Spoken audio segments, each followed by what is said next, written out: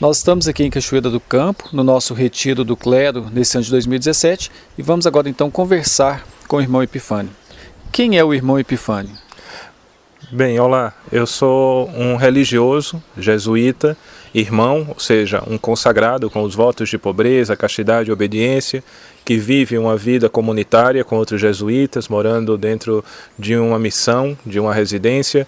Temos orações em comum, temos espaços em comum, e eu diria que o irmão Epifânio hoje é alguém que mescla dois grandes apostolados, a educação e a espiritualidade. Estou hoje responsável por ajudar em um colégio no cargo de gestor e levar ali adiante a missão dos jesuítas e da Companhia de Jesus no Ipiranga, em São Paulo, ao mesmo tempo em que, nos tempos em que a agenda permite, eu consigo também ajudar em retiros espirituais, em exercícios espirituais ao povo de Deus. Irmão Epifânio, qual é a atualidade dos exercícios espirituais de Santo Inácio? Qual que é a atualidade desses exercícios?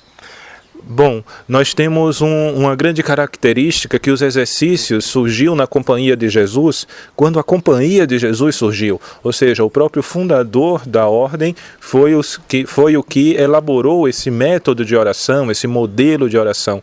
Então, algo que já dura 500 anos, e tem mais ou menos 500 anos, e tem essa proposta duradoura, servindo para todo o mundo, e de fato todo o universo, qualquer país que reza os exercícios espirituais se sente encontrado ali. Eu diria que a atualidade dele está na figura central de Jesus. Rezar os exercícios é rezar duplamente a vida de Jesus e a nossa vida, não em paralelo, mas como uma união. E como Jesus é sempre novo, como a mensagem do reino é sempre renovada, e os exercícios bebem da fonte evangélica, da fonte do Cristo, do nosso Messias, para poder utilizar-se disso através de 370 exercícios espirituais, a atualidade poderia ir por aí. É novo porque o Cristo é sempre novo. Irmão Epifânio, o que significa rezar a própria agenda?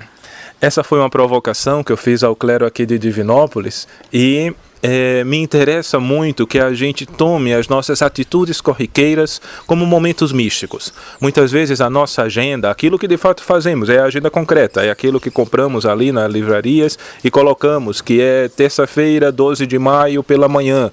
Tenho reunião, assembleia, tenho um evento, está amanhã livre, tenho um trabalho, tenho que escrever um texto, que essas coisas, tenho que preparar homilias, que essas coisas se tornassem não eventos de agenda, eventos civis ou sociais, mas que houvesse uma mística ali e que a gente olhasse com os olhos de Deus em oração qual é a nossa realidade concreta, a factível, a realizada, não a projetada, aquela que, olhando a nossa agenda, eu sei que no dia 9 de setembro de 2017 eu vou realizar tal evento. Como isso se dá de uma forma de outro olhar, não simplesmente como um evento civil ou social, mas colocar mística, talvez rezar a agenda, a provocação feita num dos pontos de oração colocados para o clero de Divinópolis era essa. Ao rezar a agenda, dar uma mística maior aos eventos cotidianos. Irmão, de onde lhe veio a ideia das cartas bíblicas presentes no seu livro que estão sendo aplicadas aqui no retiro, durante este retiro do clero? A proposta do retiro em si, que eu pensei e que foi também consensuada com os que ajudaram a organizar o retiro, é colocar um tema muito próprio, aprender de Jesus Mestre. E aí eu fui delineando como se daria a programação, como seriam feitos esses passos para aprendermos de Jesus Mestre, e vi que um livro que eu escrevi no ano passado serviria para isso. O livro chama-se Cartas para Reformar a Vida, e são personagens bíblicos que mudam de vida após a intervenção divina, após milagres em sua história. Eles tinham um projeto de vida que vira outro reformado. Então a proposta do retiro, quando falamos de aprender de Jesus Mestre, é centralizar a pessoa de Jesus, ou a mensagem do reino, porque algumas cartas são também do Antigo Testamento, como foi a carta inicial de abertura do retiro, era a carta de Eliseu para o seu clã, partindo da proposta da vocação de Eliseu, onde o profeta Elias o coloca com o seu manto de profeta. Então a dinâmica das cartas vem muito daí. Rezar o que não está dito, O texto bíblico ele é muito rico e ele pode ter continuidades, reverberações. As cartas seriam isso.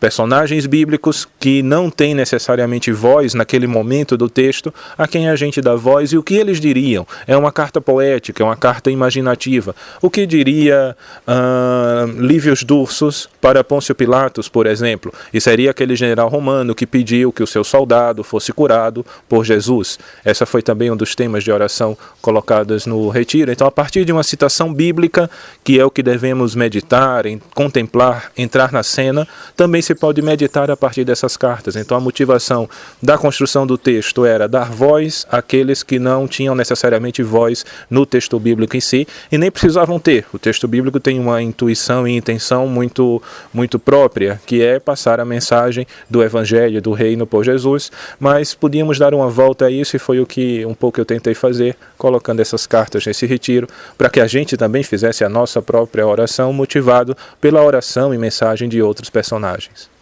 E o que nós podemos aprender então com esses personagens? É muito variado, porque são 33 cartas nesse livro e 13 são do Antigo Testamento e 20 do Novo Testamento. O que significa que tem voz feminina, tem voz de jovens, voz de adultos, voz de idosos, voz de santos mais conhecidos, como São Paulo, por exemplo, uma carta que São Paulo poderia ter escrito ao sumo sacerdote, quando ele recebe cartas, então, para aprovação de perseguir os que seguiam o caminho, os cristãos.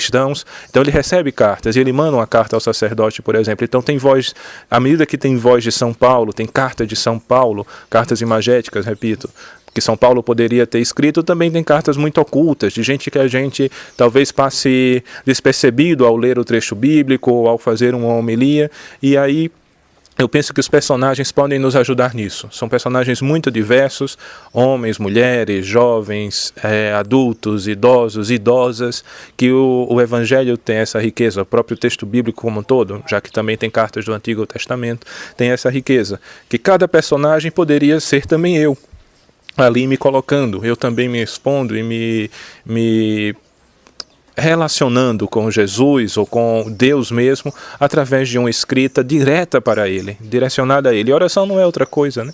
É a conversa nossa direta com Deus, direcionada a Ele.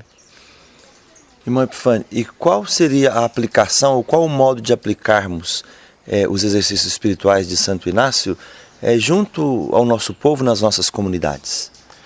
Um pressuposto, algo que já nos ajuda de imediato, é termos a grande certeza e alegria que o povo reza. Essa é a primeira coisa. Não está em jogo se o povo reza ou não. Sim, o nosso povo de Deus reza e sabe rezar, e gosta de rezar. Talvez então os exercícios sejam um instrumento para que essa oração se torne mais personalizada, digamos. Porque à medida que aprendemos na catequese certas dimensões da nossa fé, quando vivemos a nossa realidade, isso pode se distanciar um pouco, em que o cristão, o católico, que vai à igreja, que participa dos sacramentos, que tem até uma vida eclesial, faz meio que uma barreira ao chegar no trabalho, no estudo, na vida social, nas relações com a família, e meio que torna isso dois ambientes em separado. E é justo o contrário. A igreja, a religião, os exercícios estão para nos ajudar a ser melhor pessoas em Deus, aonde Deus não estaria tão presente se não fosse a nossa presença lá.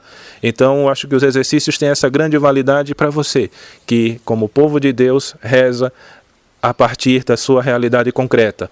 Levar os exercícios para o povo de Deus, exercícios espirituais de Santo Inácio de Loyola, nos ajudaria nisso, a ver como tornar orante um ambiente que seria profissional, ou só familiar, ou só de lazer. Como aquilo pode também nos ajudar a ver Deus em todas as coisas. Os exercícios ajudariam basicamente nisso, como um instrumento para ajudar o povo a ver Deus em todas as coisas. Irmão Epifânio, deixe também para nós o seu contato. Muito bom. Antes de tudo, dizer que esse livro foi uma aposta da Edições Loyola. É uma editora da Companhia de Jesus e ela então colocou esse livro no mercado. Ele pode ser sim vendido e comercializado a partir do próprio site. Se a gente coloca Cartas para Reformar a Vida, conseguimos encontrar irmão Epifânio Barbosa, irmão Marcos Epifânio, conseguimos então ver na internet como adquirir esse livro. Fica a dica que é um livro que pode sim ajudar-nos a rezar melhor, com mensagem de outros profissionais, de outros personagens, com mensagem de outros personagens bíblicos, assim como nós também fazemos parte da história do povo de Deus. Então o contato que eu deixo é esse, o das Edições Loyola, para que a partir desse livro vão conhecendo um pouco melhor o que eu tentei comunicar desde umas inspirações tidas em oração sobre as cartas poéticas. E contatos pessoais, caso alguém visite o Ipiranga, lá em São Paulo, que é um bairro onde está o colégio que eu atuo, sintam-se muito convidados e bem-vindos a pessoalmente tomarmos um cafezinho e colocarmos um dedo de prosa.